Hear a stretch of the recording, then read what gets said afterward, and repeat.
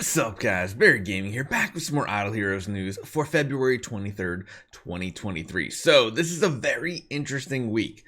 We actually have a heroic summoning event, and there's not a single Sublimation Chest, Pay-to-Win Artifact Chest, or even Core Chest available. And I'm not too mad about it, honestly, because I think for the average player, it's kind of just like a skip and wait for the next Transcendence Hero summoning event, because this one, if you're not spending any money, doesn't really look like you're getting that many rewards. You can get some Cores of Transcendence, not the Cores of Origin.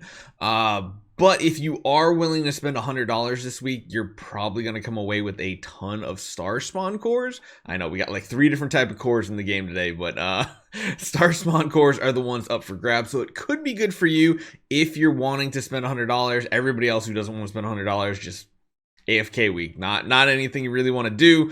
You definitely want to pass it by. So hopefully you guys enjoy this one. Make sure you guys take 1 second, hit that subscribe button. Let's get going.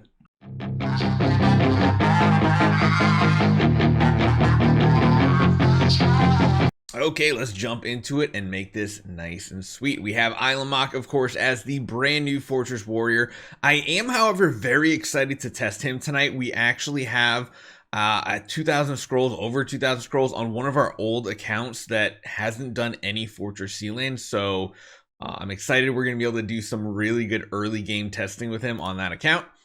Daily rewards, though, are 3 heroic scrolls, 150 gems. Just save them up for a future event, trust me. Of course, Ilamok is here, still 500 pity. Man, one of these days, maybe we can get them to change this down to 400 so that 2,000 scrolls guarantees 9 copies, but hey, we'll see.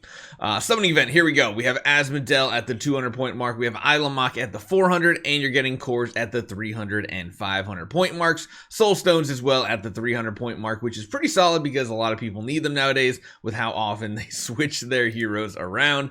And we have Palace Eternity. So technically you can build this hero even if you don't use scrolls, if you've been saving up eternal crystals. Of course, if you buy the $100 packs, all 5 of them, you can get the 5 keys to unlock a bonus 15 at every one of these summoning marks. Yeah, I think we might be doing this on our main account. I don't think we're actually going to do summons on the main account. I don't think we have them right now anyway. And buying the packs this week isn't really worthwhile anyway. So yeah. We do have the spring summoning event. This is what I'm talking about, which is pretty solid. So essentially what this says right here, let me actually get the patch notes up because this is a little bit of a description here. It says during the event, earn 1 point for every Ilamok obtained via heroic summoning or shard fusion. So I think that means summoning them out of the bag. So I think the Palace of Eternity and Crystal will not count for the spring summoning event. You have to either summon them through the actual heroic summoning event or pull out the shards that you get from this event, because when you do this, you don't get the shard form and you don't turn the shards into a hero. So I don't think you can cheat the system and get these rewards, but the basic rewards are basically 2, 4, 5, 6, 7, 8, 9, 10, 11, 12, 13, 14, 18, 28, 34. So if you do get all 9 hero copies, you're getting 34 cores just for free. Yeah, I guess that's good. And then on the bonus side here, it says if you purchase the purple dream package, you unlock these special rewards, but you have to pick between the 2 of them. I mean, out of the master toolboxes and the Starspawn Core 6s, I think the 6s are the way to go. However, the 5s and the materials, that one's a little confusing. I don't know. But again, it maxes out at 9 hero copies. It does not go past 9. This is the only reason why I'm tempted to do this event on the main account, is if we do purchase the $100 pack, because like, that's a lot of Starspawn Cores. That's almost enough to like max out 1 Starspawn. Kind of crazy. We'll talk about this here in a minute too. But we do have other events still popping through here. We have the Flash Exchange event, including Freya and Vulcan. Grab Vulcan for those nice Soul Awakening galas, because he's still the most expensive hero you will see. And this is the package we're talking about. This one is a 100 USD pack. They didn't list it in the English translations, but in the Chinese WeChat translations, it shows 648 won. or Chinese yuan, whatever. That's $100 USD. You're getting 10,000 gems, 200 heroic rolls. You're getting 5 of those. You're getting a hero chest, and this is the purple flower that we were talking about. So if you buy this $100 pack, this purple flower is what unlocks all of these special rewards. I just don't know if it's worth it this week. And then finally, we have the value package. Looks like the value is pretty much all the same. I don't think they've tweaked it. You do get the keys here at the $100 pack to unlock all of these extra ones, but again, only worthwhile if you're doing all those heroic summons as well. So we'll have to see, because like I said, it's okay, but like, this is it's so weird. It is so weird that we have no sublimation chests. We have no pay-to-win artifacts, which are basically free-to-play artifacts nowadays. Like, should we even call them pay-to-win artifact? We'll just call them now mysterious artifact selection chests, because that's exactly what they are. No sublimations, no cores of origin. This is weird. This is actually really, really weird. I'm going to confirm to make sure there's nothing else that was just missed. I'm going to check the WeChat one more time, and we'll be back to finish up this video. Yeah, it looks like besides the hero information, that is pretty much it.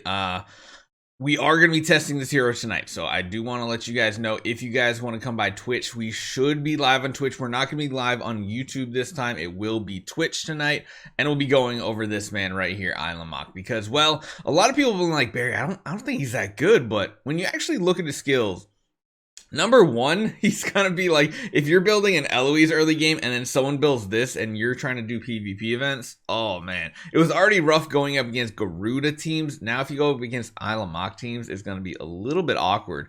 I almost wish I could do this on a brand new account, because if we could build him as a first E5, that would be even crazier. But we might do that in the future. Maybe at Anniversary we'll force an Ilamok build into a Transcendence hero build.